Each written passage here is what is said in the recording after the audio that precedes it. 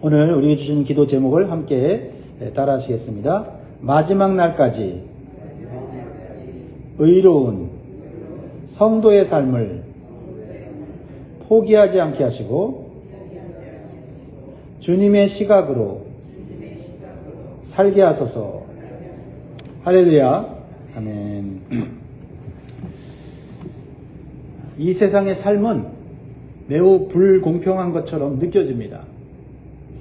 왜냐하면 하나님을 믿지 않는 악인들이 의인들보다 비교적 객관적으로 볼 때 부유하고 형통하며 권세와 힘을 부리면서 살아가고 있기 때문이에요. 그런데 문제는, 더 큰 문제는 악인들은 의인들의 삶의 방식을 싫어해요. 그래서 정직하고 의로운 삶을 사는 의인들을 힘과 권세로 괴롭히고 때로는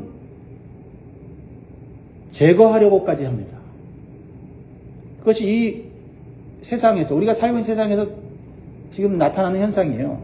그래서 12절에 이 세상의 현상을 보여주죠. 악인이 의인 치기를 꾀하고 그를 향하여 그의 일을 가는도다. 이것은 사실 예전부터 이런 일이 일어났습니다. 초대교회 크리스찬들은 의롭고 선한 삶을 살았음에도 불구하고 힘있는 악한 권세자들은 크리스찬들의 의로운 삶의 방식을 매우 싫어했어요. 그래서 크리스찬들이 의롭고 선한 삶을 살수록 그들은 더욱 박해와 핍박을 가했던 것을 우리는 역사를 통해 잘 알고 있습니다. 그리고 오늘날도 세계 곳곳에서 수많은 크리스찬들이 핍박과 고통을 당하고 있어요. 그들의 삶은 결코 사회에 해를 주지 않습니다. 오히려 가난하고 고통받는 이웃들을 사랑과 선행으로 돕고 섬기고요. 양심을 따라 사는 삶을 힘써요. 하지만 이러한 크리스찬들의 가치관과 진리를 선포하는 삶이 악인들의, 특별히 힘이 있는 악인들의 죄악과 치부를 드러내기 때문에 의로운 크리스찬들을 핍박하고 제거하려는 거예요. 그리고 특히 진리인 성경을 불태우고 없애버리려고 합니다. 공산주의 국가에서는 그러지 않습니까? 그럼 민주주의 국가에서는 어떻게 합니까? 함부로 성경을 태울 수 없으니까 성경의 진리를 바꾸고 왜곡하고, 그렇죠? 그 진리를 전하지 못하게, 설교하지 못하게 법으로 교묘하게 만들어내고 있다는 거죠. 그렇다면 의롭게 사는 성도들은 이 세상에서 어떻게 살아가야 됩니까? 선한 삶을 포기해야 됩니까? 아니면 적당하게 타협하며 살아가야 됩니까?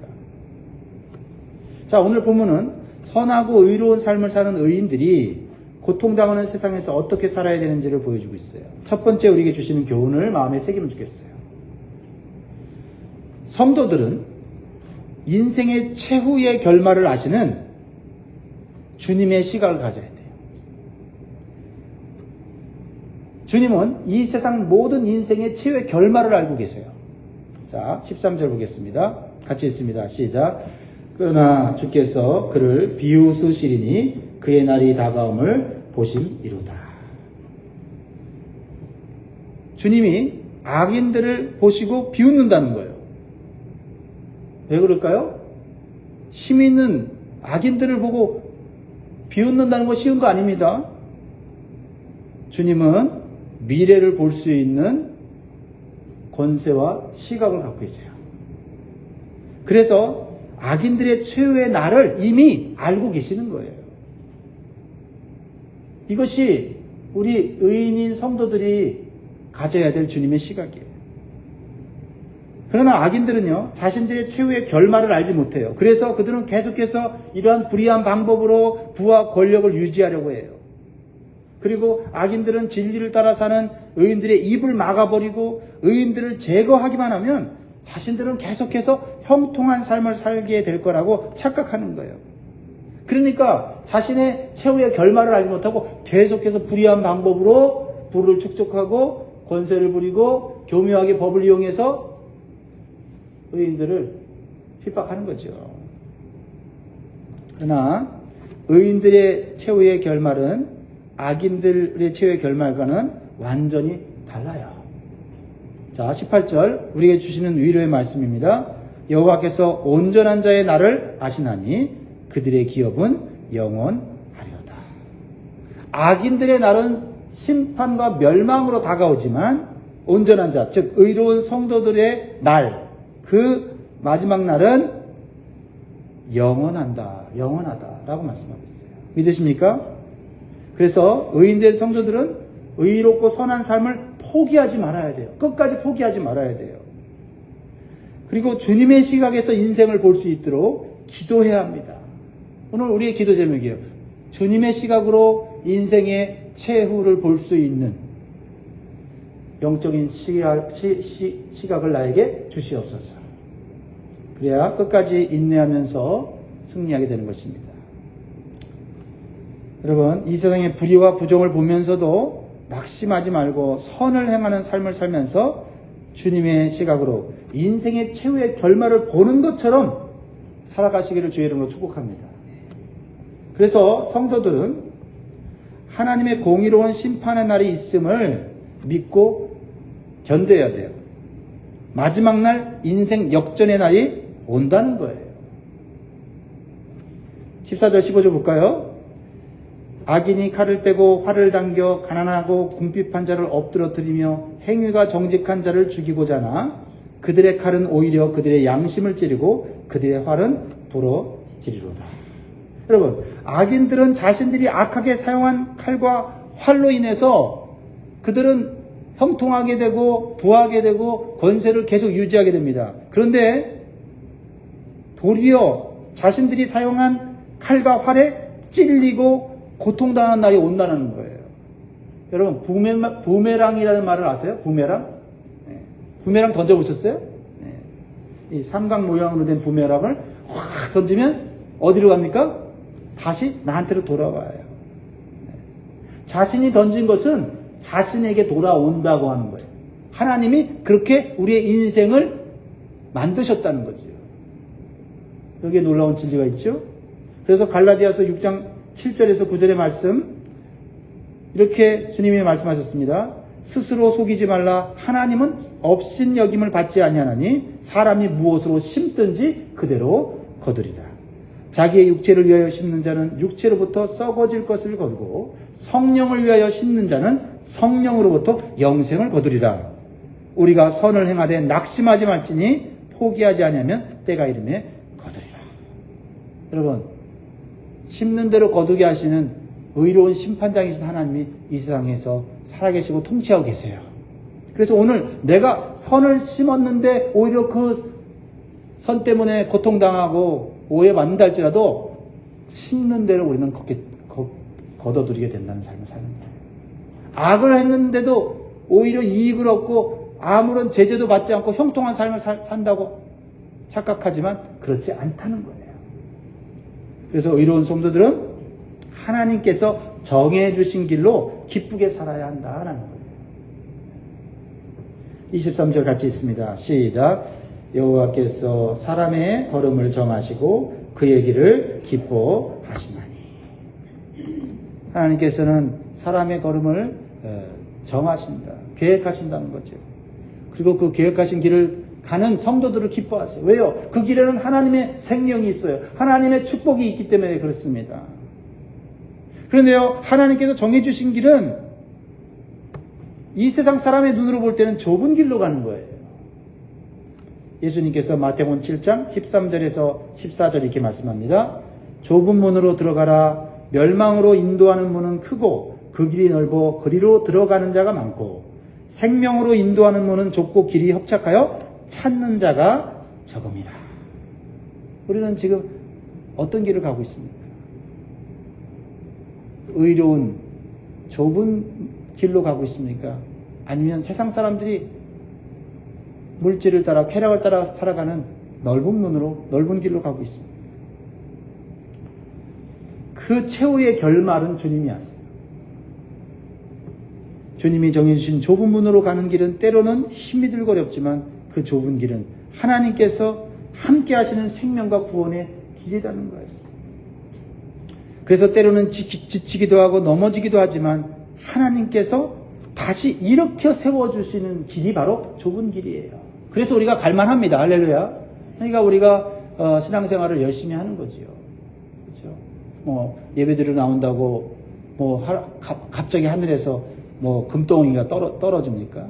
그렇진 않지만 금보다 더 귀한 하나님의 은혜가 떨어지는 줄 믿습니다. 제가 은혜 받은 말씀이 16절 말씀이에요. 오늘 16절 말씀이 저에겐 큰 은혜가 되는데요. 이 세상에서 의인들의 소유는 객관적으로 악인들의 소유보다 적게 보여요. 그러나 하나님의 시각은 또 달라요. 16절 같이 읽습니다. 시작. 의인의 적은 소유가 악인의 풍부함보다 낫도다. 도대체 왜 이런 말씀을 하셨을까요? 악인들의 풍부함은 자신들이 가진 게 전부예요. 악착같이 모아서 악착같이 쌓아놓는 거예요. 근데 그 풍부함이라는 게 하루아침에 사라지면 더 이상 희망이 없는 거예요. 아주 엎드러져서 망해버리죠. 그런데요, 의인들의 소유는 적지만 문제가 되지 않는다는 거예요. 왜냐하면 모든 것을 가지신 하나님께서 계속해서 필요할 때마다 공급해 주시는 삶을 살기 때문이에요. 그러니까 적게 갖고 있어도 많이 가진 불의한 자들보다 훨씬 더 만족스러운 삶을 살 수 있는 거예요. 그렇죠? 언제든지 필요하면 구할 수 있고 하나님이 주시기 때문이죠. 그러니까 어떻게 보면 객관적으로 볼 때는 의인들의 소유가 적지만 영적인 눈으로 보면 의인들은 끝까지 풍족한 삶을 살게 되는 거예요. 그래서 의인의 적은 소유가 악인의 풍부함보다 낫다고 말씀하시는 거죠. 이건 누구의 시각이에요? 세상의 시각이 아니라 주님의 시각이에요. 여러분, 주님의 시각으로 살면 못 받습니다. 그러므로 의로운 성도들은요, 환난 날에도 하나님의 보호하심과 풍성한 삶이 있음을 믿어야 돼요. 걱정하고 근심하지 말아야 돼요. 그때 구하면 되잖아요. 그래서 19절 이렇게 주님은 분명히 말씀하십니다. 같이 읽습니다. 시작. 그들은 환난 때에 부끄러움을 당하지 아니하며 기근의 날에도 풍족할 것이나. 아멘. 이렇게 될 줄 믿습니다. 20절에 악인들은 멸망하고 여호와의 원수들은 어린 양의 기름같이 타서 연기되어 없어지리로다. 대단한 것 같지만 하나님 없이 성공한 사람들, 형통한 사람들, 교만한 사람들, 권세를 부리고 의인들을 핍박하는 사람들, 가진 모든 것 연기같이 사라지는 날이 온다. 여러분, 환난 날에요, 생명을 보존하는 것은 물질이 아니에요. 권세가 아니에요. 생명을 주관하시는 하나님에 대한 믿음에 있어요. 우리는 코로나 전염병을 통해서 너무나도 깊이 체험했죠. 물질 많이 가져도 자기 생명 못 지켜요. 나라의 가장 큰 권세를 가진 자들도 해결하지 못하는 걸 보게 돼요. 평온할 때나 재물 가진 자들이, 힘 있는 자들이 좀 활개를 치지, 환난 날이 오면요, 그들은 가진 것 지키지 못해요. 그러나 하나님을 믿고 의롭게 사는 성도들은요, 환난 날에 그때 우리는 하나님의 보호하심을 경험하고 하나님께서 우리의 주인 되심을, 우리의 왕 되심을 경험하는 줄 믿습니다. 그래서 의로운 성도들은요, 인생의 최후의 결말을 아시는 주님의 시각을 가지고 마지막까지 우리에게 준 사명을 즐겁게 힘있게 감당하는 삶을 살아야 될 줄 믿습니다. 뒤로 물러가면 안 돼요. 편하게 살려고 하는 그것이 결코 우리의 인생을 편안하게 하지 않아요. 그러므로 의로운 성도들은 나뿐만 아니라 자손들까지 복을 받는 삶을 살아야 돼요. 자, 오늘 자손들까지 복 받는 삶이 어떤 삶인지를 가르쳐 주고 계셔요. 뭐예요? 적은 소유라도 내가 다 누리는 게 아니라 이웃들에게 은혜를 베풀며 사는 삶이에요. 하나님이 이걸 보신다는 거예요. 우리의 믿음도 보시지만은 우리의 삶의 태도, 삶의 모습도 주님 보시고 우리를 계속해서 축복해 주시는데, 우리만 축복해 주는 게 아니라 자녀들, 자손들까지 축복해 주세요. 자, 21절 보세요. 악인은 꾸고 갚지 않냐나 의인은 은혜를 베풀고 주는도다.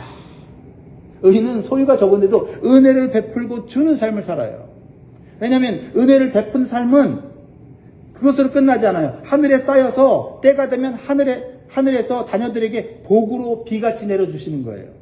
이러한 사실을 시편 기자인 다윗은 자신의 인생 전체를 통해서 깨닫게 됐어요. 그래서 확신 있게 25절, 26절 이렇게 선포하고 있어요. 이 말씀을 우리가 같이 읽습니다. 시작. 내가 어려서부터 늙기까지 의인이 버림을 당하거나 그의 자손이 걸식함을 보지 못하였도다.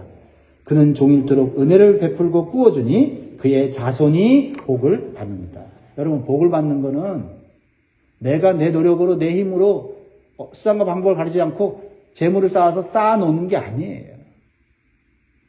하나님이 주신 것들을 감사하면서 적은 소유라도 만족하면서 또 그것을 어려운 이웃들과 힘든 사람들과 나누면서 베풀면서 살 때 하나님께서 우리 자손들에게 복을 내려주신다는 거예요. 얼마나 이게 주님의 시각이에요. 이 세상의 시각으로는 볼 수가 없잖아요. 자, 말씀을 맺겠습니다. 우리가 비록 넉넉하지 않지만 이 땅에서 선을 베풀고 은혜를 베풀고 주님이 정해주신 사명의 길을 끝까지 갈 수 있기를 주의 이름으로 축복합니다. 그렇죠? 우리는 이 악인들이 형통하고 득세하는 세상에서 악인들의 시각이 아니라 인생의 최후를 알고 계시는 주님이 주관하시는 주님의 시각으로 끝까지 승리해야 돼요. 위대한 복음 전도자 사도 바울이 좁은 길을 가면서도 그러한 주님의 시각으로 승리했어요. 모든 핍박과 환난을 이겨냈어요. 그리고 기쁨으로 천국을 바라봤어요.